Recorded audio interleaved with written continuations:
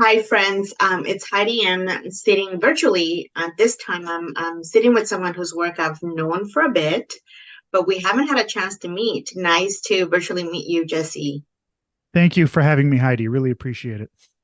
Um, folks, I'm speaking with Jesse Dietschi, who is based here in Toronto. You are a composer, you're a musician, specializing in the double bass and electric bass, but you also are an educator. So maybe start with a little bit of that background of, your trajectory in music and such. Sure. So yes, as you said, I'm a double bass player, an electric bass player here in Toronto.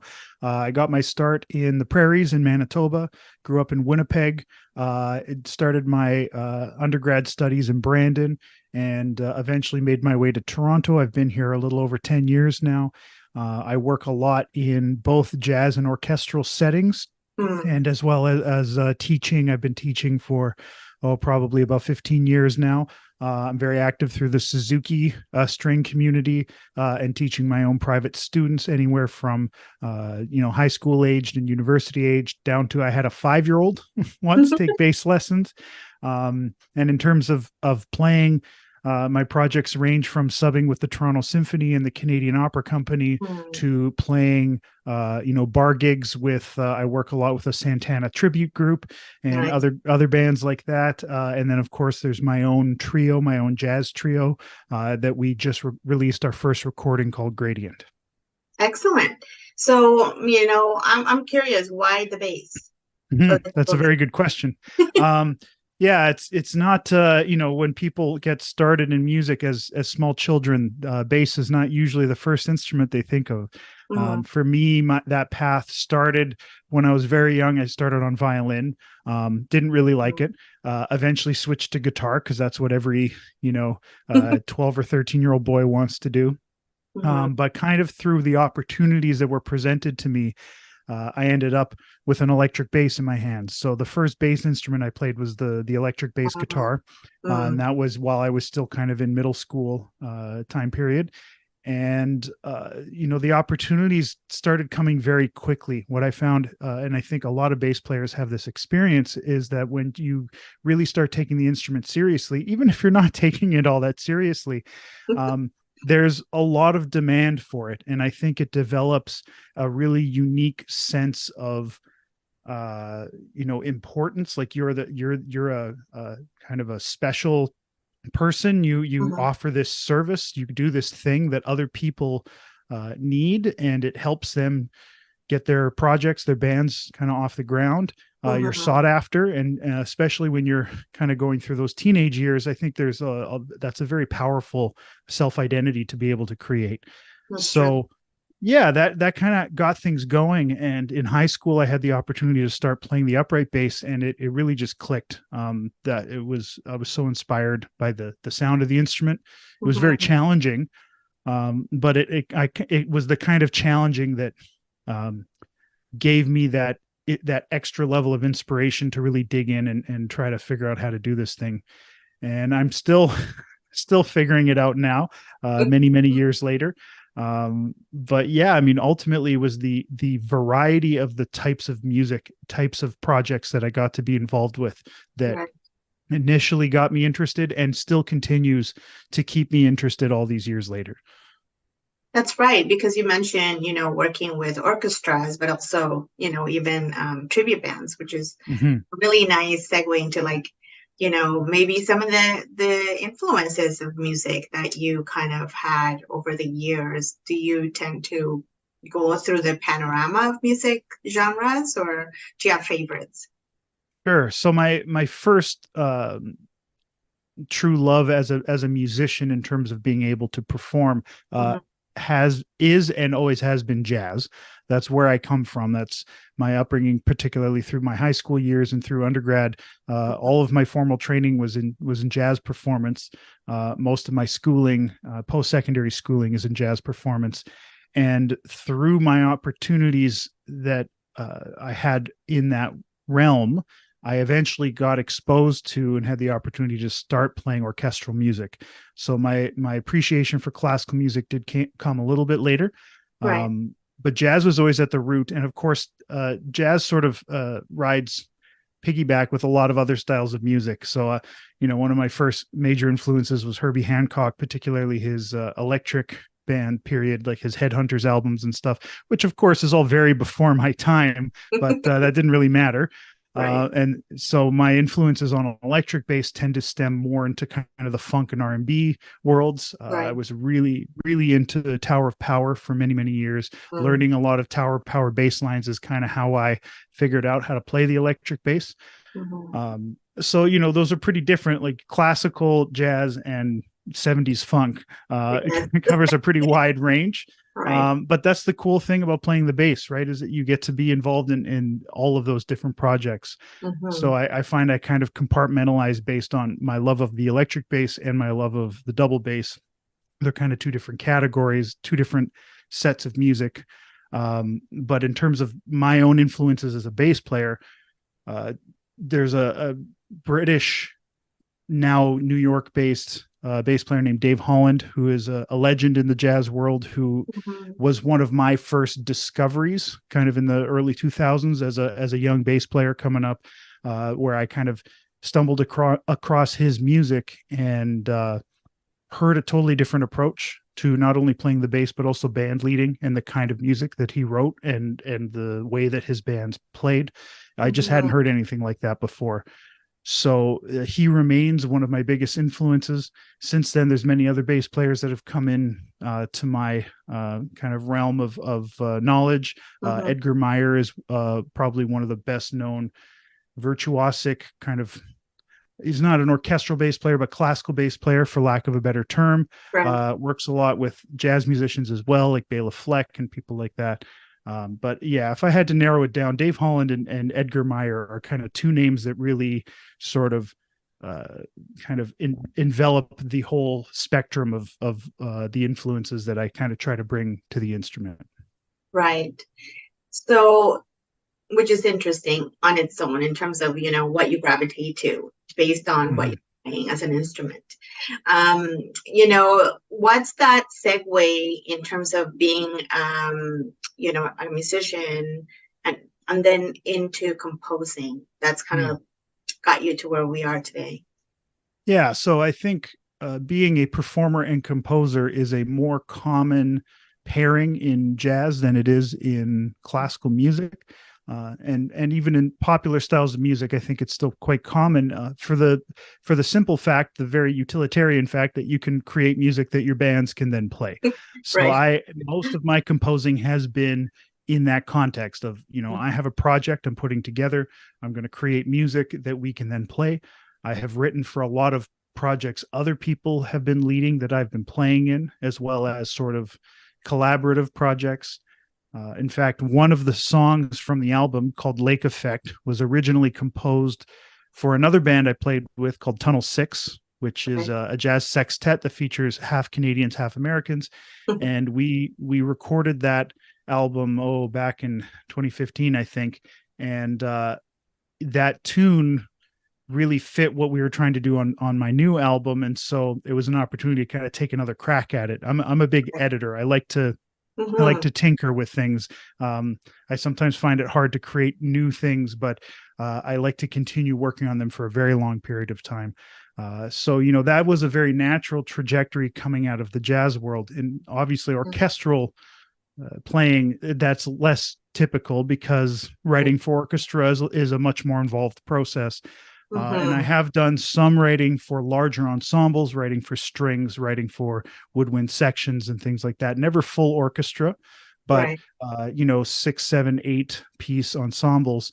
Mhm. But ultimately, this album was sort of drawing things back to a simpler instrumentation, which very much ties into my jazz roots. Like the jazz piano trio is kind of the staple, Right. and Mm. yeah, so it was a natural kind of uh, trajectory out of being a jazz musician. I did take a master's degree in composition from Brandon University before I moved to Toronto. And that helped to just refine some of my techniques, some of my approaches, gave me a few more tools to add to the toolbox. And then, of course, anytime you improvise, it is essentially a form of composition. It's just spontaneous, right? Spontaneous composition. So, yeah, I mean, I think it stands out to my orchestral colleagues, but to my jazz colleagues, they're like, "Oh yeah, that's normal." Everybody does it. Yeah. Well, I guess with jazz, there's opportunities to just be jamming anyhow. So that's also in itself another way of creating music Of course. Yeah. with your fellow musicians. So the name of the new album that we've been talking about is called Gradient. And I think it has an excellent set of, I think it's 10 tracks. Is that right? 10 tracks, yes. Okay. So you mentioned it's a trio. So you have piano and drums and yourself Yes. on double bass. So let's talk about composing. You mentioned the one track already, which I also enjoy. I'll mention a couple of tracks that stand out for me as well. Sure. That are, I really enjoyed Loose Plug and Can More. Yes. But I mean, I liked every single one, but there's some that I just kind of, gravitate to me as a person. So I kind of wanted to talk about, what was it like to, work either you for starting from the compositions and then rehearsing and then recording. What's that like in terms of how you start or a track, how it starts and then how it ends up on the final kind of cut? Right. Yeah, it's a really interesting process that I have gone through many times as a side musician. So as someone who's hired to be brought in, and you still have all the playing responsibility, but you don't have a lot of the other responsibilities that come with leading a project like this. Right. So for me, it was a very long process. I mean, there's some logistics you have to work out in terms of money and things like that, of course. So there was grant cycles that we had to work from. And then you kind of, once you get the go ahead, you sort of have to hit the ground running right away. It's that sort of, Schrodinger's cat thing where you have no idea if the project's on or off until the moment you get that response. So once we found out it was good to go, I had to immediately start compiling music. You have to figure out how much do you need for it to be a full album, but you don't want there to be, you don't want any works on there that you don't feel confident in, right? You want to make sure that the quality is to the highest level possible. And of course, you need to have musicians for the project. And part of my decision to go with a trio was because of the nature of how a trio is able to work together. To me, it's the optimal number of musicians that balances having a full sound and a kind of a variety of textures that you can utilize with being agile and having the ability to kind of react quickly to situations and to have that really cohesive group sort of ESP, if you will. And of course it also is very dependent on the musicians you have. So I was really fortunate to get to work with Ethan Ardelli on drums and Ewan Farncombe on piano, both of whom are incredibly sought after Toronto-based jazz musicians who both bought into the project right from the get-go, which was a really critical thing. It's great that they can play well, but they have to really be invested into the project for it to work. So both of them were on board, and really then what it boiled down to was kind of pulling together the music that I had, both completed works as well as new works that I was trying to finish, and then kind of see what we have and see what the lay of the land is for the trajectory of the album. And basically what I found, and it was not a surprise because this has been my approach all along to writing music, is that everything sort of landed somewhere in between really straight down the middle modern jazz and fairly, I wouldn't say abstract, but more boundary pushing sort of almost chamber music influenced writing styles. and some of the songs landed very clearly somewhere. Other songs had sections that were kind of in one spot on that scale, and then sections that were in another, so they were kind of moving throughout.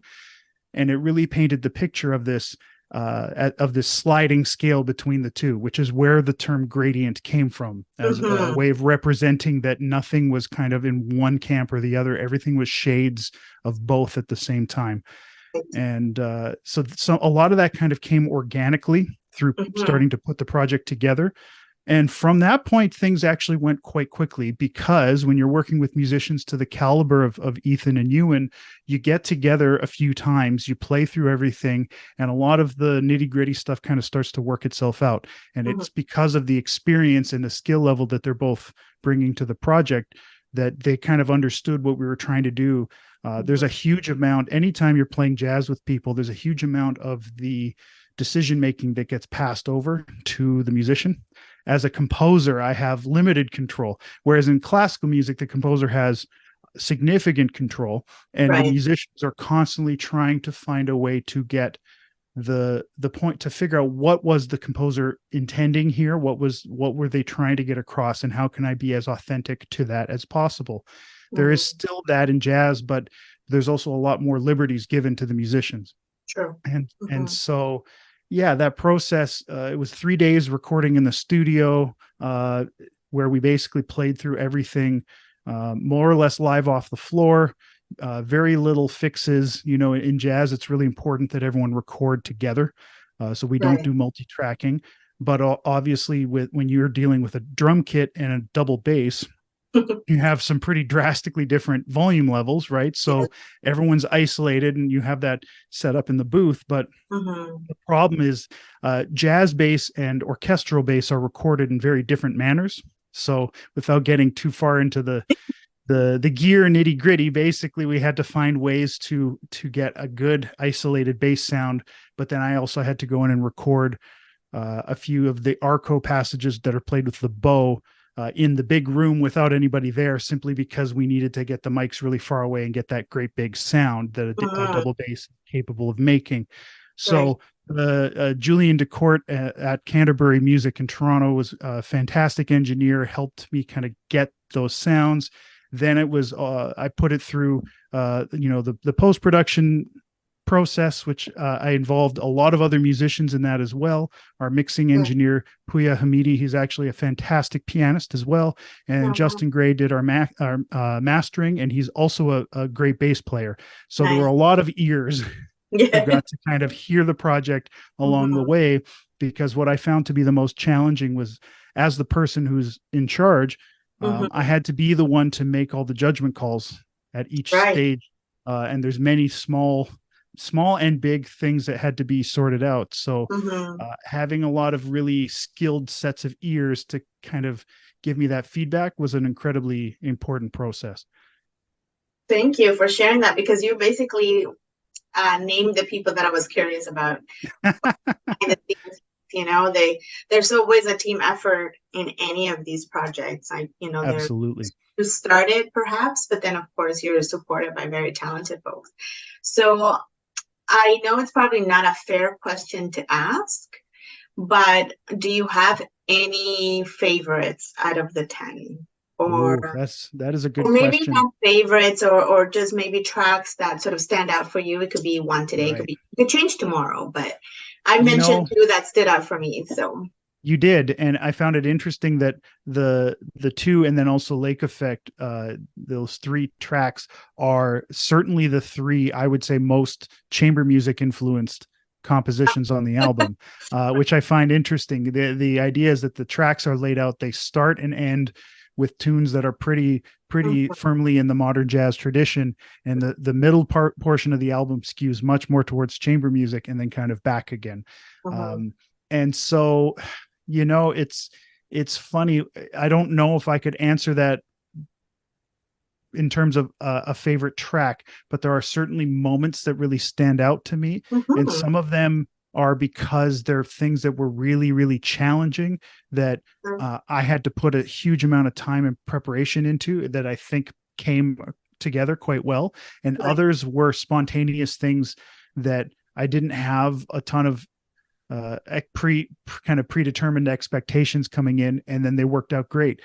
One of those tracks was "It's What It's," which ended up being the single that we Mhm. released. And at no point had I planned on that being the single. I had Right. my idea of like the tunes. I thought, yeah, I think these ones will work really well. Mhm.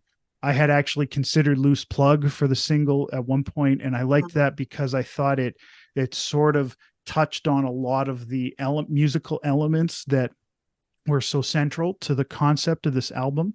Right. But it's also very long. It's like 8 or 9 minutes long. There's kind Right. of a slow introduction. It doesn't really fit the purpose. So I was talking with Ernesto Cervini from Orange Grove Publicity. He's also a fantastic drummer. He is And so actually. he is a fantastic drummer. So when he listened to the tracks, he's listening not only as a jazz musician, a very experienced one, but also as a publicist.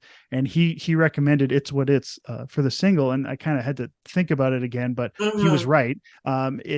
We kind of just went in and we just laid it down. We did 2 or 3 takes. We picked the best one, and it really the performance kind of speaks for itself. I think in terms of what individual song did we play the best, that might be it. It really came together in the Mhm. studio incredibly well.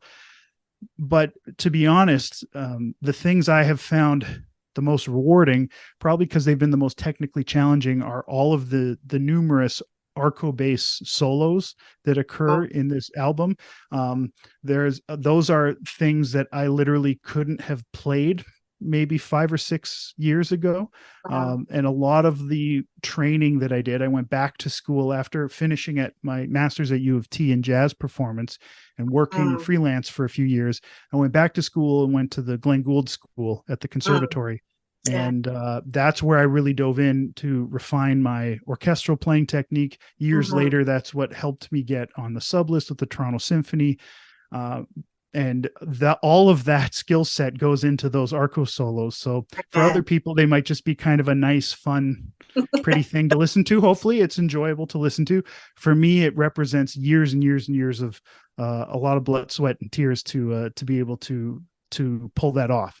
So when I hear that, I mean, sometimes I still hear things I don't like. It's just the nature of the beast. But I think being able to demonstrate that side of my playing on Mhm. record was a really valuable artistic experience for me.